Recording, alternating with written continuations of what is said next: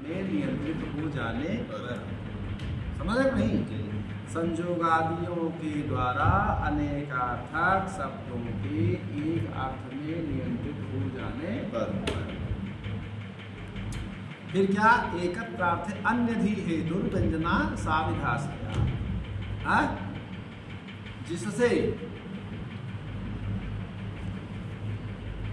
अन्य माने जिससे दूसरा अर्थ, अन्य माने दूसरा, जिससे दूसरे अर्थ क्या नाम से उपस्थित होते हो या दूसरा अर्थ बुद्धि में उपस्थित होता हो, उसे साविधाश्रया व्यंजना, वह आश्रया मूला, वह अविधा मूला व्यंजना कहलाती है। वह क्या कहलाती है? अविधा मूला व्यंजना। मतलब संजोगादि के द्वारा अनेकार्थक शब्द जब एक अर्थ में नियंत्रित हो जाए, तब जिससे जब एक अर्थ में नियंत्रित हो जाएगा, तब जिस शक्ति के द्वारा दूसरा अर्थ बुद्धि में उपस्थित हो, तो उसे अविधा मूला व्यंजना कहते हैं। समझ रहे हो नहीं? ये उस कारिका का अर्थ है। समझ रहे हो नहीं? चूंकि एक अर्थ जब नियंत्रित होगा, तभी दूसरे अर्थ का बुद्धि में बोध होगा। समझ रहे हो नहीं? जो दूसरा अर्थ उपस्थित होता है, उसी को अविधा मूला व्यंजना कहते हैं। समझ रहे हो ना? कहा कि आदि शब्द आदि विप्रयोगादय, आदि शब्द से विप्रयोगादि लिए जाते हैं। ठीक है? कहा कि कारिका है, ऐसा 14 जो है बुद्धि के नियामक होते हैं। कौन कौन से हैं? कहा उत्तम भी ऐसा कहा गया है। क्या? कि संयोगो विप्रयोगश्च साचर्य विरोधिता अर्था प्रकरणम लिंगम शब्दस्यान्यस्य सन्निधि सामर्थ्यम औचिति देशा कालो व्यक्ति स्वरादया शब्दस्यार्थ अनुच्छेदे विशेष स्मृति हेतवः। समझ रहे हो नहीं? देखिए 14 जो है ये बुद्धि के नियामक, ठीक है? क्या बुद्धि के नियम होते हैं? कहा एक तो संयोग, दूसरा विप्रयोग, तीसरा साचर्य, चौथा विरोधिता, पांचवा अर्थ प्रकरण लिंग। समझ रहे हो नहीं? और अन्य शब्द के सामीप्य, ठीक है? और सामर्थ्य, औचित्य, देश, काल, व्यक्ति, अस्वर आदि ये सब शब्दस्य अर्थस्य अनवच्छेदे, शब्द का अर्थ, शब्द के अर्थ अनवच्छेद माने संदेह, ऐसे जो हैं शब्द के अर्थ में संदेह होने पर, माने किस शब्द का क्या अर्थ है, इस तरह का जब हमारी बुद्धि में संदेह होता है, तो वह विशेष स्मृति हेतु, विशेष ज्ञान के कारण होते हैं। हेतुवा कारणानि, ठीक है ना? तो ये विशेष ज्ञान के कारण होते हैं, विशेष ज्ञान के कारण होते हैं। जैसे उदाहरण से हम बताते हैं। कहा कि सशंख चक्रो हरि, क्या है? सशंख चक्रो हरि। कहा कि यहाँ हरि शब्द जो है, जब हरि शब्द का उच्चारण हम करते हैं तो 14 अर्थ उपस्थित होते हैं। कहाँ? बुद्धि। अर्थ कहाँ उपस्थित होता है? बुद्धि। तो जब हम हरि शब्द का उच्चारण करते हैं तो हरि माने अनिल, हवा, हरि माने क्या नाम से यम, हरि माने बंदर, हरि माने विष्णु, ठीक है ना? अनेक जो है क्या नाम से अर्थों को हर शब्द जो है 14 अर्थों का उपस्थापन एक साथ करेंगे। तब कहेंगे कि 14 जो अर्थ उपस्थित हैं, इसमें से हरि शब्द का कौन सा अर्थ माना जाए? किस शब्द, इस हरि शब्द का किस अर्थ में इसका ग्रहण किया जाए? समझेंगे नहीं? होगा ना? तब जो है कहा कि सशंख चक्रो है, शंख और चक्र के साथ जो शंख और चक्र के संयोग वाला जो हरि शब्द है, वो किस अर्थ में होगा? बंदर के अर्थ में होगा, यम के अर्थ में होगा, अनिल के अर्थ में होगा, नहीं होगा। क्योंकि शंख और चक्र के संयोग से हरि शब्द जो है विष्णु अर्थ का नियामक होगा, माने बोधक होगा। समझ रहे नहीं? क्योंकि शंख और चक्र के साथ भगवान विष्णु ही रहते हैं, बंदर भेड़ भालू नहीं रहते हैं, यम नहीं रहता है, अनिल नहीं रहता है। समझ रहे नहीं? कहा कि शंख और चक्र के साथ भगवान विष्णु ही रहते हैं, इसलिए 13 अर्थ जो हैं उसका बोधक नहीं होगा। शंख और चक्र के साथ भगवान विष्णु के ही अर्थ में बोधित होगा। किसके द्वारा? संयोग के द्वारा। ऐसा संदेह हुआ कि नहीं? हरि शब्द के कहने पर 14 अर्थ उपस्थित हुए। अब उसमें ये होता है कि इन 14 अर्थों में हम किस हरि शब्द का कौन सा अर्थ माने। तो इस तरह के संदेह होने पर संयोग के द्वारा यह शक्ति का नियामक होगा कि यह इसका अर्थ बंदर नहीं है, यम नहीं है, अनिल नहीं है, क्योंकि शंख और चक्र के संयोग से भगवान विष्णु का होगा। किसका उदय होगा? भगवान विष्णु। ये कैसे जाने? कहा संयोग के द्वारा। समझ रहे हो नहीं? संयोग के द्वारा ना।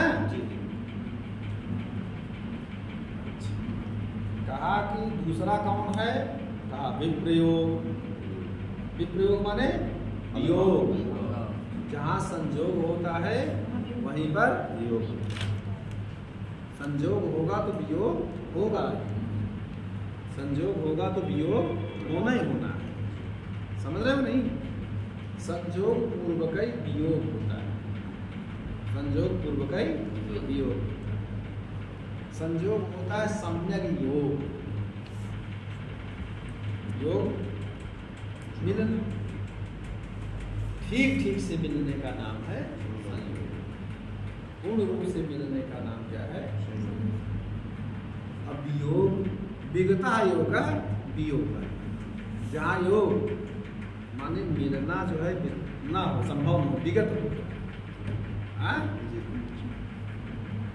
तो संयोग से जो अलग होता है वही ना वियोग है।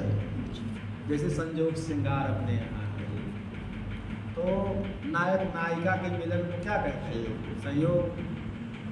और नायक और नायिका जब एक दूसरे से अलग होते हैं तो उसको क्या कहते हैं? वियोग कहते हैं। तो वियोग जो होता है वो अस्थाई नहीं होता है।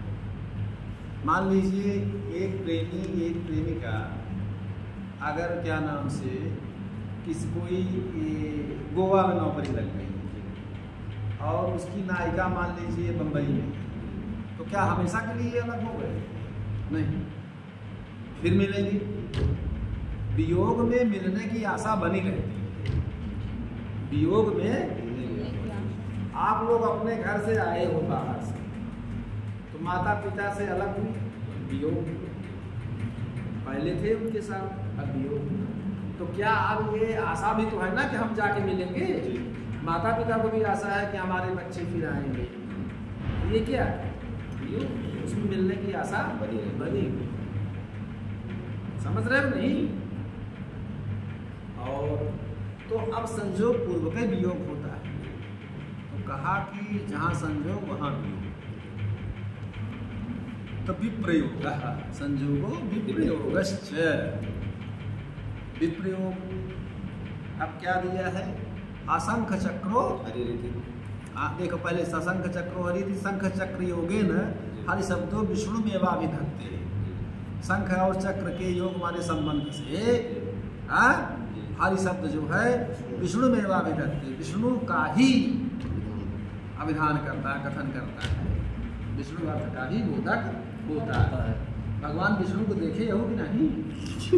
कहाँ? ये जिसके द्वारा होगा वियोग उसी के द्वारा होगा। तो शंख और चक्र के साथ कौन है? भगवान विष्णु। और शंख और चक्र से रहित कौन हो सकता है? भगवान विष्णु। उन्हीं से न संयोग था। तो शंख और चक्र से रहित कौन? भगवान विष्णु। ये वियोग है, ठीक है ना? शंख जब सोवत रही भगवान विष्णु तब वो शंख चक्र लगी सोच है। हाँ, भगवान विष्णु तद वियोगे न तमेव। तद वियोग माने शंख और चक्र के वियोग से तमेव माने वही भगवान विष्णु ही है, दूसरे नहीं। जतो एवकारस ततो अन्यत्र नियमः, जहाँ एवकार लगता है वहाँ अन्य का नियम होता है, ठीक है ना। 3 प्रकार के होते हैं एवकार, अयोग विवच्छेद, अन्य योग विवच्छेद, अत्यंतायोग विवच्छेद। तो इसलिए जो है जतो एवकारस ततो अन्यत्र नियमः ऐसा कहा गया। चलो भीमार्जुनौ इति अर्जुन पार्थः, यही है ना। तो साहचर्य का उदाहरण देखिए, हाँ, भीमश्च अर्जुनश्च भीमार्जुनौ। तो यहाँ अर्जुन पद का जो अर्थ है, एक अर्जुन वृक्ष विशेष होता है, अर्जुन की छाल, लोग बताते हैं अर्जुन के वृक्ष में अर्जुन की छाल काढ़े के लिए, हृदय के लिए बड़ा मतलब अच्छा माना जाता है। एक तो वृक्ष विशेष है और एक शुक्ल गुण आदि अनेक अर्थ हैं। तो लेकिन भीम और अर्जुन का साहचर्य जहाँ है, साहचारित्व जो है, का अर्जुन अर्थ जो है पार्थ में प्रथापुत्र का सिक्के द्वारा ज्ञात होता है। किसके द्वारा? साहचर्य। क्योंकि भीम के साहचर्य से अर्जुन फल विशेष का, वृक्ष विशेष का वाचक न होकर के प्रथापुत्र पार्थ के अर्थ में क्रिया बोधक होता है। समझ गए नहीं? विरोधिता, अब विरोधिता का उदाहरण कर्णार्जुनौ इति च कर्णः सूतपुत्रः, समझ रहे हो नहीं? कर्णश्च अर्जुनश्च कर्णार्जुनौ। तो यहाँ अर्जुन के विरोध के कारण, अर्जुन के विरोध के कारण कर्ण पद जो है, कर्ण माने कान भी होता है, ठीक है ना। तो कान के अर्थ में न होकर के कर्ण पद से सूतपुत्र, अर्थात कर्ण का बोध होता है, कान का नहीं, ठीक है ना। सूतपुत्र कर्ण का बोध होता है, कान का नहीं। अच्छा, स्थाणु बंदे स्थाणु शिव, स्थाणु बंदे भवत शिव।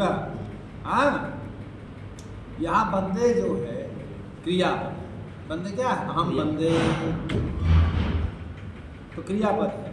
तो क्रियापद के योग से मने संसार से छुटकारा पाना है, तो स्थाणु बंदे, भगवान शिव का भजन करो। तो स्थाणु माने क्या होता है? स्थाणु जो होता है खंभा, सूखा पेड़ खंभा होता है, स्थाणु माने खंभा, और स्थाणु माने भगवान शंकर, समझ नहीं?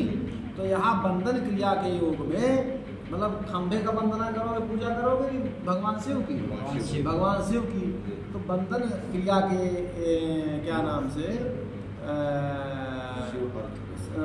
अर्थ में तो जो है ये बंधन क्रिया के तात्पर्य से स्थाणु पद से जो है क्या नाम से शिव अर्थ लिया जाता है, और खंभा आदि नहीं।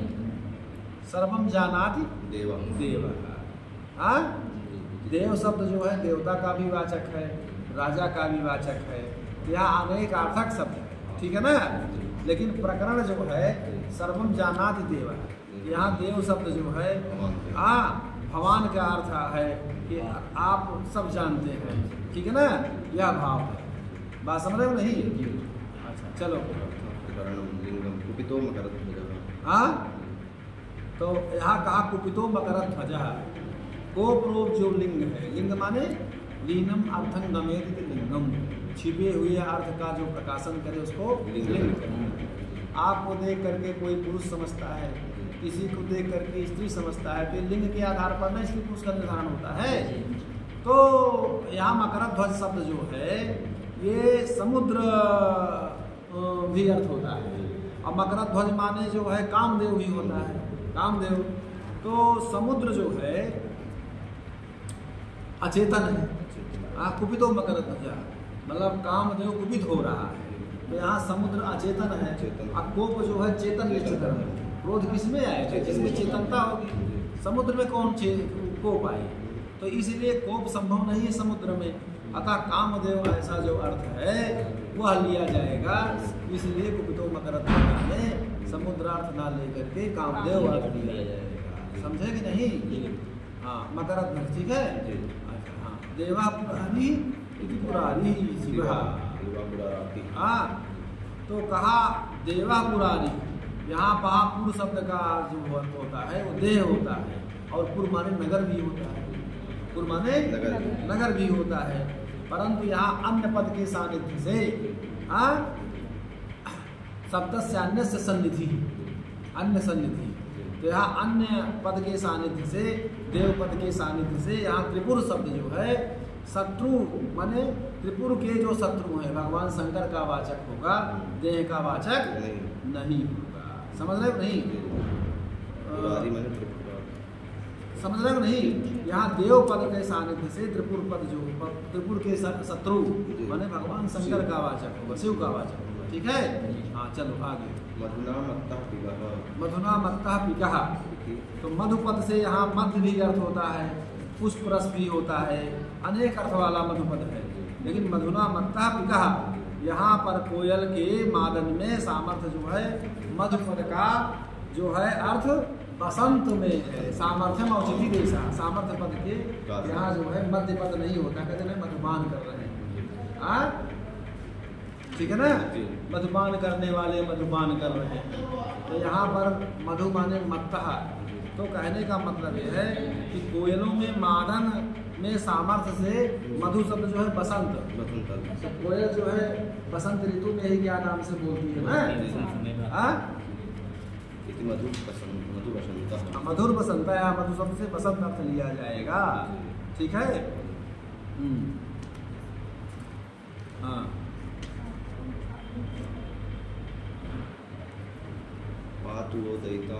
पातु वो दयिता मुखम इति सम्मुखम सामुख्यम, यहाँ मुख पद का अर्थ है तो मुख्य होता, मुख होता है, एक सामुख्य होता है।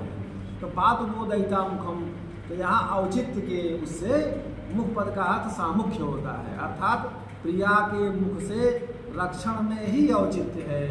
प्रिया का मुख जो है रक्षण में ही वो है, तो इसलिए औचित्य, तो रक्षण में, तो इसलिए यहाँ औचित्य, हाँ औचित्य का अर्थ विरोध होता है। ठीक? विभाति गगने चंद्रा, चंद्रा शशि, तो चंद्र पद जो है यहाँ जो है मेघ अर्थ होता है, सुवर्ण अर्थ होता है, कर्पूर आदि अनेक अर्थ होते हैं चंद्र के। परंतु विभाति गगने चंद्रा, यहाँ गगन माने आकाश, तो आकाश रूप देश में चंद्र की भी प्रतीति होती है, सुवर्ण आदि की नहीं, सुवर्ण आदि की प्रतीति नहीं होती है। क्योंकि आकाश में सुवर्ण चमकता है चंद्रमा, तो चंद्रमा जो है चंद्रमा की प्रतीति होती है। बस करो आगे।